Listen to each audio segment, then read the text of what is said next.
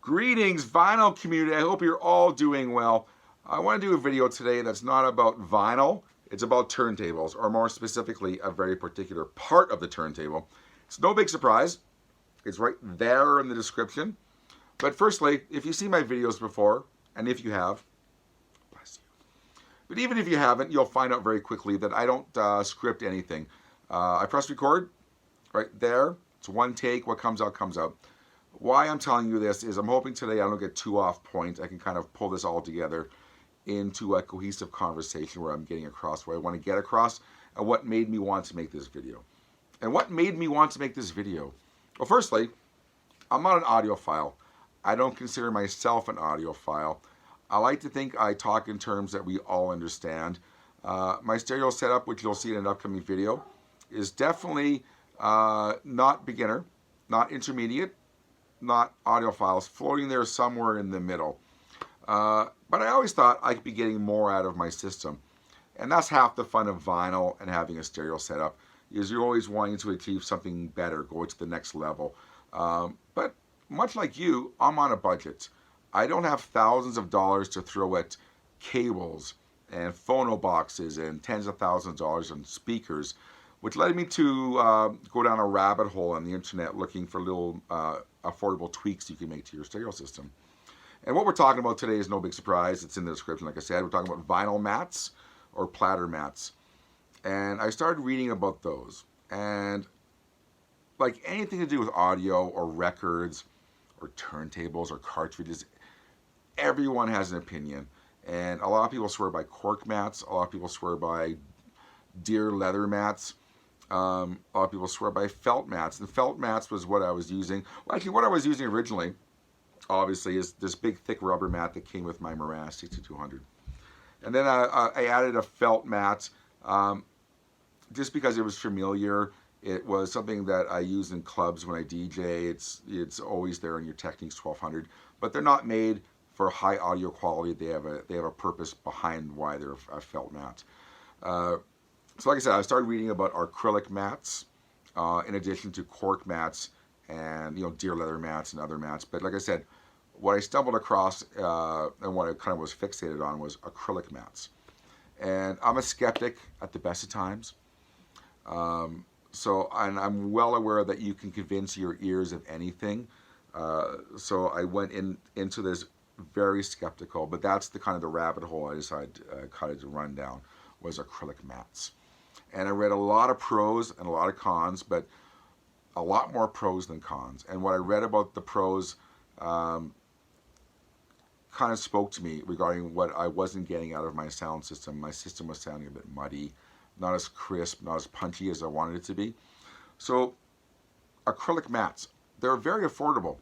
So even if I ordered one and tried it and it didn't work out, it wasn't a big investment. So what I ordered, went on Amazon. What I got was this, what is this, Hudson Hi-Fi from New York City platter mat. And what you get is this. And I realize, having said all that a lot of newer turntables come with big, thick acrylic platters. Obviously, I have an older Marantz turntable, so I thought this might suffice.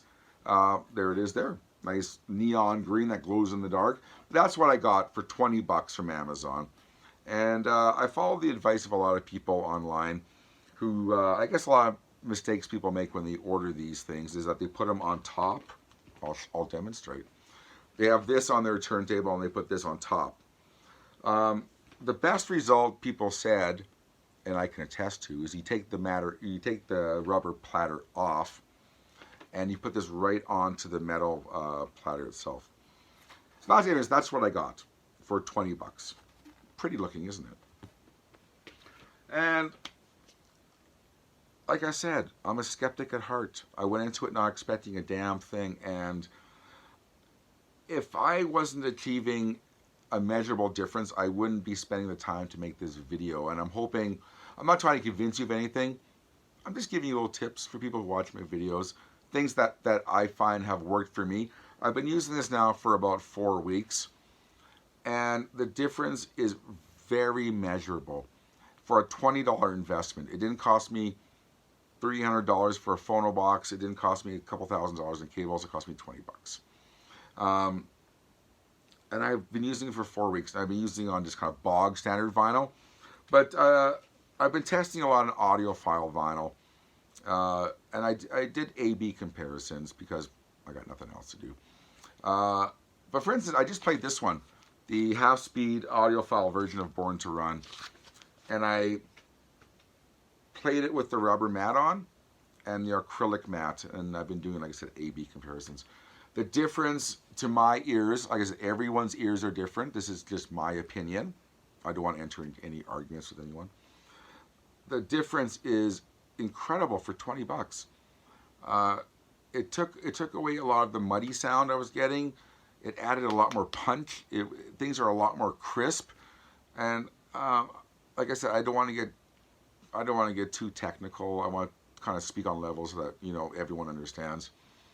But if you're looking for a tweak to make on a turntable that's not expensive, that if you're having maybe a similar situation like me, that you think you could be getting more, you're not getting the punch, you're not getting the crispness, things are sounding a little bit muddy. And I have a very good cartridge, I need to say that as well, which you saw at one of my Christmas videos.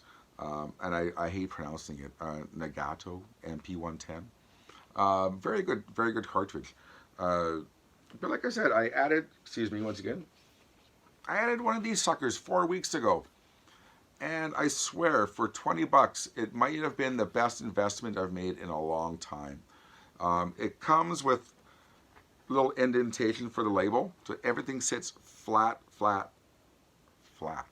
And I can tell you, from my experience, the difference it made was incredible to my ears. I'm not recommending it. I'm not saying other than all I'm trying to do is get across what my experiences are regarding acrylic mats. Like I said, a lot of people swear by cork mats, by leather mats. Maybe I'll try those down the line. But for right now, talking about acrylic mats, if you're thinking about it, if you're thinking about inexpensive tweaks you can make to your system, provided you have a good turntable, you have decent speakers, you have a decent cartridge, you're thinking about an acrylic mat. Do they work? This maybe you might have been asking yourself off the top of this video. It's taking me 8 minutes to get to the point. That's me. The difference is amazing. I find, yes, they do work. So, and I was looking online for videos about kind of, do they work videos, and I didn't find any videos, and I'm hoping I'm providing a video. I didn't find videos that I found very helpful, and I'm hoping I'm providing a video to people who, if you're on the fence, it's $20. It's not like it's a major investment, and I'm telling you, with my system and my setup, and I've been playing, like I said, bog standard albums like Pat Benatar or whatever, and I've been playing the Mobile Fidelity Pink Floyd Dark Side of the Moon, Bruce Springsteen, high grade vinyl. The sound is amazing for $20. So if you're on the fence, like I said, I'm not recommending, but I'm just saying it. If you're thinking about it, and I've had incredible results. I know I'm rambling now, which I didn't want to, but I want to hear about your experiences. Are you on the fence about it? What's your thoughts about it? What's your experience with cork mats? What's your experience with deer mats? Are you happy with just your rubber platter mat? Are you happy with felt mats? I'll never go back to a rubber mat. I'll never go back to a felt mat. Obviously, those are for DJing. I'm open to trying other different things like that, cork mats, etc., etc. But I've had insanely good results with my acrylic mats. So, not to drag this video too long, I hope you found this at least somewhat helpful. These are available anywhere probably, but like I said, Amazon has a plethora of just acrylic mats in different colors. Colors don't matter. This is just what I stumbled on. And like I said, until I upgrade my turntable to something newer with a big thick acrylic platter, this is the best I think I could probably get out of my turntable system. So, acrylic mat. So there you go. Like I said, I hope you found this at least a little bit helpful. A little tweak you can make for 20 bucks. So I'm going to sign off with that. Let me know what you think. If you've had better results with other placemats, let me know. I'm interested to hear. If you see this video and you decide to get one and you've had good results, let me know. If you've tried it, you've had bad results, let me know. I'm kind of curious to have a conversation to hear what you all think. If you have any other ideas for inexpensive tweaks you can make to your stereo system, let me know. I'm always curious to know what you all think. So thank you very much for watching my video. This has been David Michael, aka Nazz Nomad, and this has been a video talking about acrylic platter mats. Take care, everyone. We'll see you next time for another Vinyl Finds video.